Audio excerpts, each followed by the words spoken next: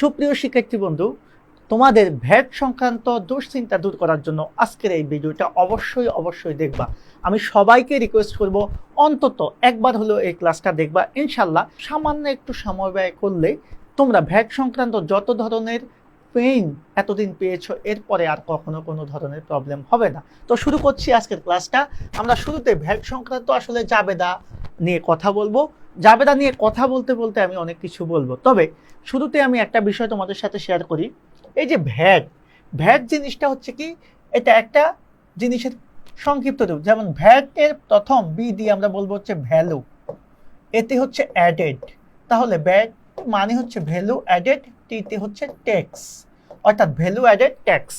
VAT শব্দের পূর্ণ রূপ হচ্ছে ভ্যালু অ্যাডেড ট্যাক্স, যেটাকে যদি আমি বাংলাতে বলি, ভ্যালু শব্দের অর্থ হচ্ছে মূল্য, অ্যাডেড মানে হচ্ছে সংযোজন, খেয়াল করবা, অ্যাডেড মানে হচ্ছে সংযোজন, ট্যাক্স মানে হচ্ছে কর। তাহলে বাংলাতে এটাকে বলা হয় মূল্য সংযোজন কর। এবং এটাকে যদি আমি বাংলাটাকে সংক্ষেপ করি, তাহলে প্রত্যেকটা প্রথম অক্ষর নাম, মূল্য এর মু, সংযোজের স, করের ক, মূসক। তাহলে এই যে আমি চারটা জিনিস দেখেছি, দেখে চারটা জিনিসই কিন্তু একটা জিনিসের নাম, সেটা হচ্ছে ভ্যাট।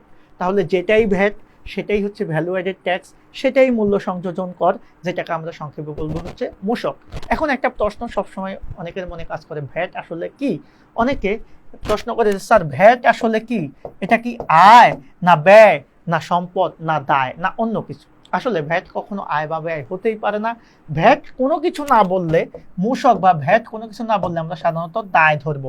কারণ আমরা নিজেদেরকে ব্যবসায়ী হিসেবে মনে করব, আর মনে করব আমরা যত ধরনের পণ্য বা প্রোডাক্ট বিক্রি করেছি তার বিনিময়ে আমরা যে টাকাটা কাস্টমার কাছ থেকে আদায় করেছি, সেই কাস্টমারের টাকার মধ্যে কাস্টমাররা ভ্যাটের টাকাও আছে, যেই টাকাটা মূলত সরকারকে আমাদের জমা দিতে হবে। সেজন্য বিক্রেতার কাছে সব সময় ভ্যাট হচ্ছে দায়।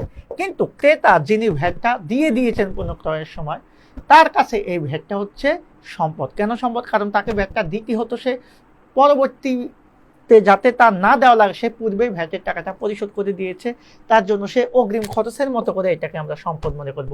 জাস্ট এতটুকু মাথা রাখা, ভ্যাট সংক্রান্ত কোনো কথা বলা আসলে ভ্যাট কোনো কিছু না বললে দায়। এখন আসো ভ্যাটের চরিত্র নিয়ে একটু কথা বলি। চরিত্র কেমন? ভ্যাট হচ্ছে, আমি বলি সবসময়, একটা দালালের মতো। কার মতো ভাইয়া? দালালের মতো। কেমন?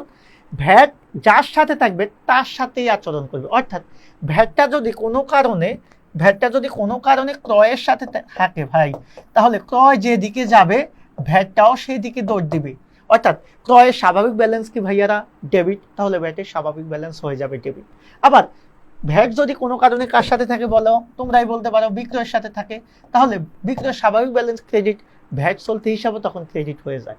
ভ্যাট যদি ক্রয় ফেরতের সাথে থাকে তখন ক্রেডিট হয়ে যাবে ঠিক একইভাবে। আবার বিক্রয় ফেরত যে স্বাভাবিক ব্যালেন্স যেহেতু ডেবিট, ভ্যাট বিক্রয় ফেরতের সাথে থাকলে ডেবিট হয়ে যায়। তার মানে এটার আচরণটা অনেকটা দালালের মতো। ওকে, আর কোনো কিছু না বললে আমরা ভ্যাটটাকে মনে করবো দায়। এখন আসো তাহলে আমরা জাস্ট একটা বিষয় দেখি, ভ্যাট সহ পণ্য ক্রয়। এখন তোমরাই বলো, ভ্যাট সহ পণ্য ক্রয় করলে ভ্যাটটা কার সাথে আছে? ক্রয়ের সাথে আছে। তাহলে আমাদের জাবেদা কি হবে? ক্রয় হিসাব ডেবিট। ওকে, ক্রয় ডেবিট আমরা লিখলাম। আর আমি তো বলেছি ভ্যাট যেহেতু ক্রয়ের সাথে আছে, তাহলে ভ্যাট চলতি হিসাবও কি হয়ে যাবে ভাইয়া? ভ্যাট চলতি হিসাবও হয়ে যাবে ডেবিট। ফাইন। আর ভ্যাটটা কোনো কিছু বলা নাই, আমরা ধরে নিলাম নগদে ক্রয় করেছি আমরা পণ্যটা, তাহলে নগদান ক্রেডিট। যদি নগদ না হয়ে ধারে হতো তাহলে পাওনাদার ক্রেডিট হতো, বিলে হলে প্রদেয় বিল ক্রেডিট হতো, সমস্যা নাই। চেকে হলে ব্যাংক ক্রেডিট হতো। বাকি সেম তো, বাকি এই দুইটা জিনিস তো সেমই থাকবে। এখন প্রবলেম হচ্ছে টাকাটা আমি কিভাবে দেব, এটাই হচ্ছে সবথেকে বড় সমস্যা। আসেন এটাকে ক্লিয়ার করি। ভ্যাট সহ যদি বলা থাকে, ভ্যাট সহ মানে হচ্ছে এই যে 23,000 টাকার পণ্য ক্রয় করা হয়েছে, এটার ভিতরেই ভ্যাটের টাকাটা অলরেডি অন্তর্ভুক্ত আছে। তাহলে এই যে 23,000 টাকা আমাদের ভ্যাটে ক্রয় আছে, তার মধ্যে ভ্যাটের টাকা আছে। এখন কত আছে? ভ্যাট সহ বললে আমরা বাংলাদেশের আইন অনুসারে ভ্যাট হয় সাধারণত 15%। তো এই 15%কে আমরা কি করব? 15% সমান হচ্ছে 100 ভাগের হচ্ছে 15%-এর মান। কিন্তু যেহেতু ভ্যাট সহ বলা আছে, ঐকিক নিয়মে যদি এটাকে আমরা সমাধান করতে চাই, তখন ওই যে ভ্যাটের যে হারটা সেটা এটা নিচের সাথে যোগ হয়ে যাবে। অর্থাৎ তাহলে আমাদের কি হচ্ছে? ভ্যাটের টাকাটা কত বের হচ্ছে? এই যে 23,000কে আমরা কি করছি? 15 দিয়ে গুণ করে 115 দিয়ে ভাগ করতে হবে। অথবা এটাকে সংক্ষেপে তুমি 23/3, অর্থাৎ 5 দিয়ে কাটাকাটি করলে 23/3। অনেক সময় আমাদের এমসিকিউতে আসে যে বাংলাদেশের ভ্যাটের ফ্যাক্টর হচ্ছে 23/3, এটাও আসতে পারে।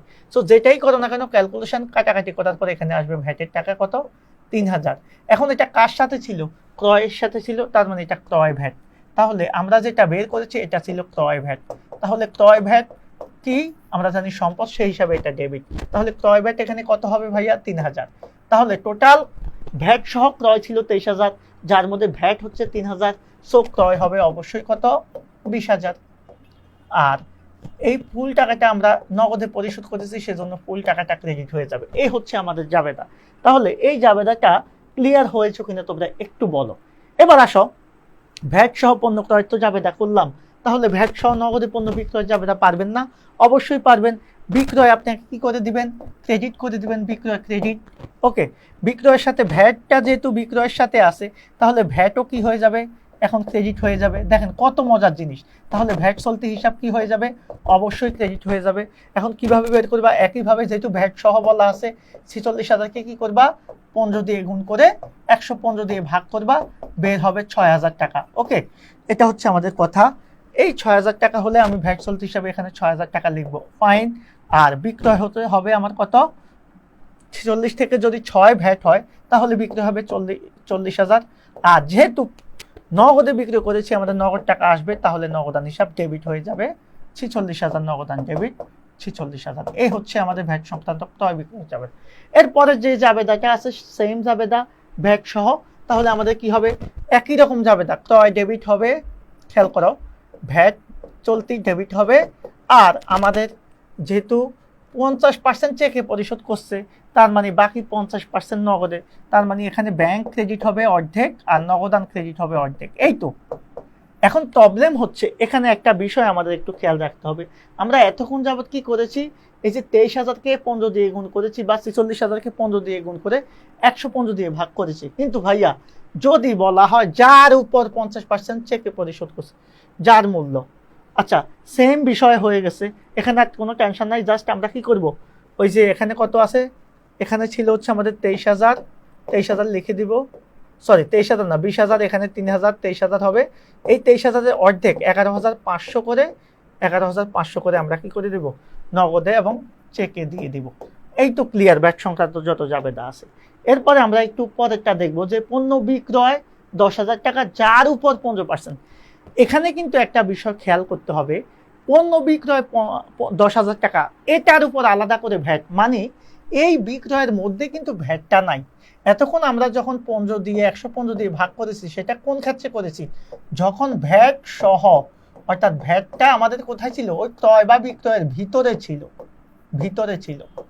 কিন্তু এখানে কিন্তু এই ভ্যাটটা এটার মধ্যে নাই, সেক্ষেত্রে এখানে আর আমাদের এই রুলস হবে না, এখানে নর্মালি 15% করে দিবেন। ওকে, তাহলে পণ্য বিক্রয়, তার মানে পণ্য বিক্রয় করলে আমাদের বিক্রয় ক্রেডিট হবে, খেয়াল করেন, বিক্রয় ক্রেডিট। ওকে, কত টাকা, বিক্রয় ক্রেডিট 10,000 টাকা, কিন্তু ভ্যাট কিন্তু এখানে নাই, সেজন্য বিক্রয়ের টাকা আমরা ফুল 10,000-ই লিখে দিব। এবার 15% ক্রেডিট হলে ভ্যাট, যেহেতু বিক্রয়ের সাথে ভ্যাট, তাহলে ভ্যাট চলতি হিসাব ক্রেডিট হয়ে যাবে।